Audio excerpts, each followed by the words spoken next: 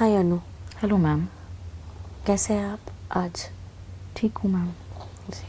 और पिछले हफ्ते मिली थी मैं आपसे, तो इस हफ्ता मतलब एक हफ्ता कैसा रहा आपका? काफ़ी मुश्किलें आई, काफ़ी सारी चुनौतियाँ थी।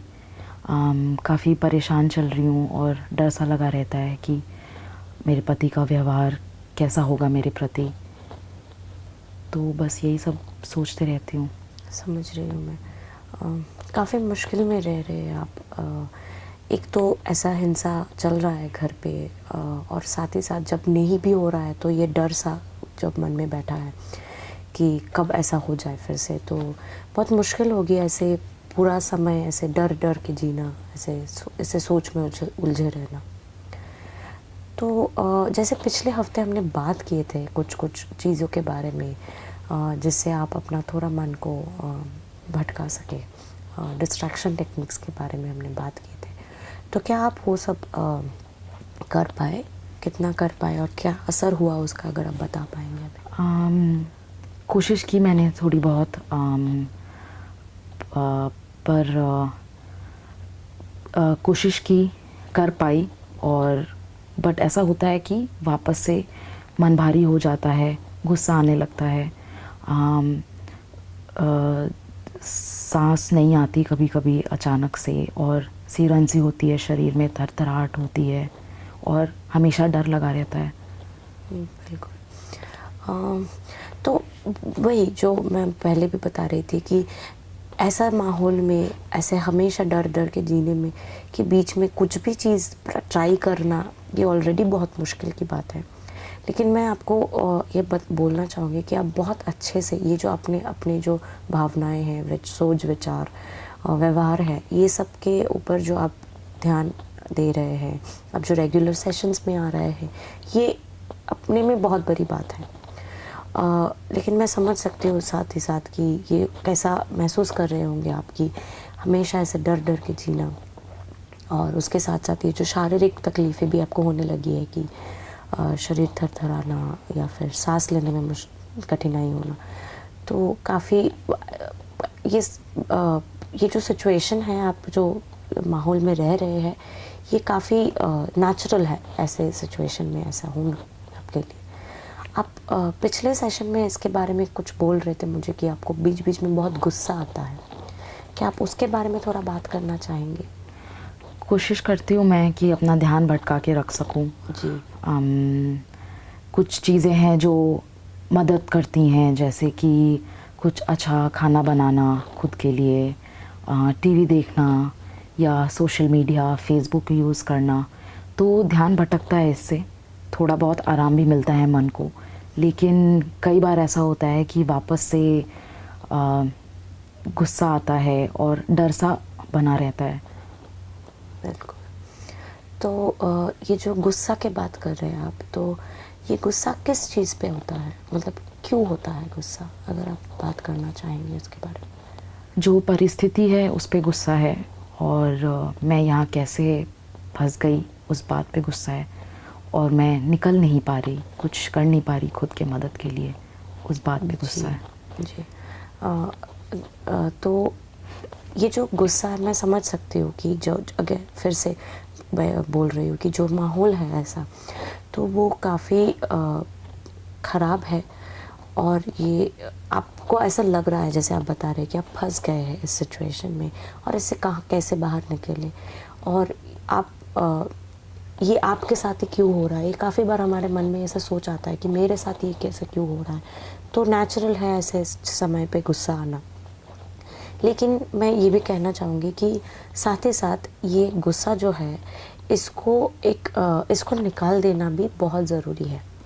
क्योंकि बहुत बार क्या होता है, हम अपने में ये दबा के रख देते हैं, तो इससे अपना जो मन है, शरीर है, वो और भी ख़राब होता है। तो इसको सही उपाय से इसका एक चैनलाइज करना, इसको निकालना बहुत ज़रूरी है। तो मैं आपसे कुछ ऐसे टेक्निक के बारे में बात करना चाहती हूँ जो जो यूज़ करके आप शायद इससे थोड़ा मदद आपको मिल सके।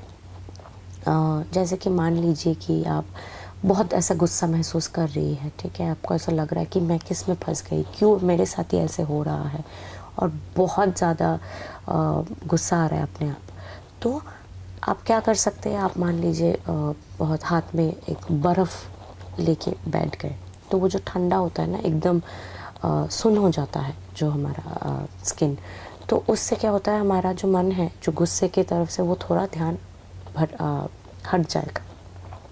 सिमिलरली अगर आप जैसे आपने कहा कि आपको लंबी समय तक नहाना अच्छा लगता है, वो भी आप कर सकते हैं, तो उससे थोड़ा सा आपको रिलीफ मिल सकता है। एक और तकनीक है जो बहुत सारे लोग यूज़ भी करते हैं, जैसे तकिया को लेके उस पे मारना या फिर बंद कमरे में या फिर तकिया पकड़ के चिल्लाना, तो कि वो जो अंदर का गुस्सा है वो बाहर निकाल देना। तो ये करना बहुत ज़रूरी है। मैं बोल रही हूँ कि गुस्सा जो आपको आ रहा है ये एकदम सही है, इस सिचुएशन में आपके जगह पे कोई और होता उनको भी ऐसे ही गुस्सा आता, लेकिन साथ ही साथ ये गुस्सा को निकालना भी बहुत ज़रूरी है। तो इस तरीके से आप कर सकते हैं। साथ ही जैसे आप बता रहे हैं कि जब हिंसा नहीं भी हो रहा है तब भी आप ऐसे सोच में उलझे रहते हैं कि फिर से अगर ऐसा होगा कि मेरे पति का रिएक्शन, उनका व्यवहार कैसा रहेगा। तो ये जो कांस्टेंट एक मन में चल रहा है, एक विचार चलते ही रहा है, ये डर सा जो बैठ गया है मन में, तो इससे क्या होता है अगर अभी के समय पे ये नहीं भी हो रहा है फिर भी हमारा मन उसी समय पे अटका है जहाँ पे जब ये सब चल रहा था, तो हमारे लिए बहुत मुश्किल हो जाता है प्रेजेंट जो सिचुएशन है, जो वर्तमान में हम अपने आप को ध्यान केंद्रित नहीं कर पाते हैं। तो इसके लिए मैं आपको एक टेक्निक के बारे में बात करना चाहती हूँ। ग्राउंडिंग टेक्निक कहते हैं हम इसका। तो एक सिंपल सा टेक्निक है, 5 स्टेप्स है इसके। तो आपको कुछ नहीं, आप जस्ट मान लिए कि आप जैसे जिस रूम में बैठे हैं ऐसे एक रूम में, तो आप आपके दिमाग में ऐसे बहुत बार बार सोच आ रहा है और आपको ये वर्तमान समय में वापस आना है, तो खुद को सेफ़ महसूस कराना है, सुरक्षित महसूस कराना है, तो आप ये यूज़ कर सकते हैं। जैसे कि आप अपने जो आसपास के ऐसे 5 चीज़ों को देखने की कोशिश कीजिए, उसी में ध्यान केंद्रित करिए। जैसे कि मान लीजिए जो बेड में बैठे हैं आप, तो उसका बेडशीट का जो डिज़ाइन है, या फिर रूम में जो कर्टन्स हैं, पर्दे लगे हुए हैं, उसमें देखिए। आप कपड़े जो पहने हुए हैं, बाहर खिड़की से जो बाहर दिख रहे हैं, जो भी दिख रहा है, रास्ते दिख रहे हैं, पेड़ दिख रहे हैं, तो ऐसे 5 ऐसे चीज़ आपके आसपास जो है उस पे आप देखने की कोशिश कीजिए। साथ ही साथ ऐसे 4 चीज़ जो है आप सुनने की कोशिश कीजिए। वो रास्ते की जो गाड़ी की आवाज़ हो सकती है, कोई घड़ी की आवाज़ हो सकती है, फ़ैन की आवाज़ हो सकती है, कुछ भी आवाज़ हो सकती है, ठीक है। तीसरा है जो 3 ऐसे चीज़ आपको छू के देखना है। तो फिर से आप आसपास चीज़ की छू के देख सकते हैं, पर्दा आप छू के देख सकते हैं। तो हर चीज़ का एक अलग फ़ील होता है जब हम छू के देखते हैं। हमारा स्किन का जो टच है, बिस्तर का जो फ़ील है, ज़मीन पे आप पैर रख के ज़मीन को छू के देख सकते हैं। तो ऐसे हर 3 चीज़ें आपको अपने एनवायरनमेंट से, अपने आसपास से ऐसे छू के देखनी है। 2 चीज़ आपको सूंघ के देखनी है, कुछ भी हो सकता है आपके घर के ऐसे, और 1 चीज़ जो आपको चख के देखनी है, ठीक है। तो क्या होगा, आप अगर ये 5, 4, 3, 2, 1 चीज़ों में आपका जो 5 इंद्रिय है, इस पे अगर आप फोकस करेंगे, ध्यान केंद्रित करेंगे, तो आपके साथ जो वो आपके जो मन में जो बार बार वो विचार चल रहा है कि फिर से हिंसा हो रहा है या फिर आपके पति चिल्ला रहे हैं, उससे आप शायद ये वर्तमान के समय में आप थोड़ा सा सुकून महसूस कर पाएंगे, ठीक है। तो ये 2 चीज़ें हैं, एक जो मैंने बताया कि गुस्से को चैनलाइज करना, बाहर निकालना, और अपने आप को जो वर्तमान समय में है उस समय पे वापस लाना और थोड़ा सा खुद सुकून महसूस करना। ये जो 2 तरीके मैंने बताए, क्या आप कर पाएंगे, कोशिश कर पाएंगे ये करने की?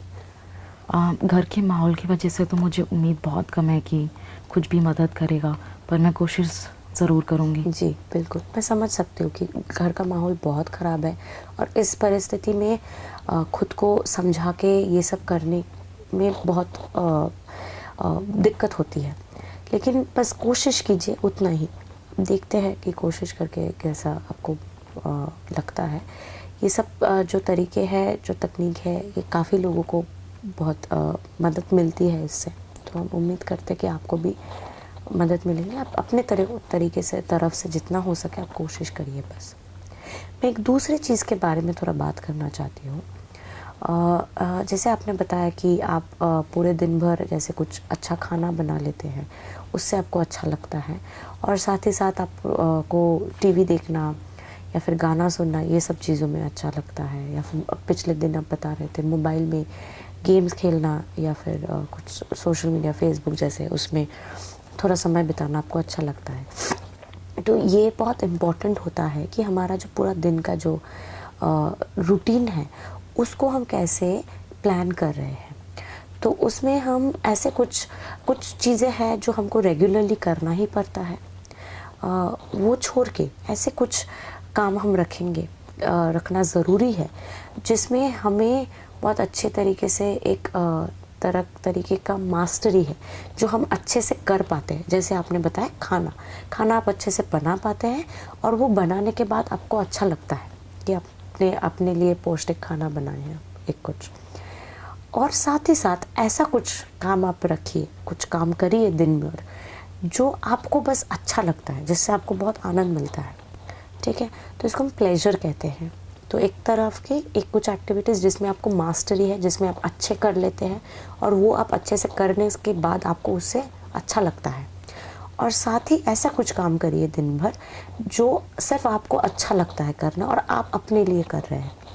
तो ये दोनों तरह के तरीके के जो काम आप अगर पूरे दिन में थोड़ा सा बैलेंस करके करेंगे तो उससे आपको पूरा दिन भर थोड़ा सा बेहतर महसूस हो सकता है, हम उम्मीद करते हैं। फिर से मैं वही कहूँगी कि आप अगर देखिए, आप अगर कोशिश कर सकते हैं ये करने की, तो क्या हो सकता है? आपको लगता है कि जी, मैं बिल्कुल कोशिश करूँगी। बिल्कुल।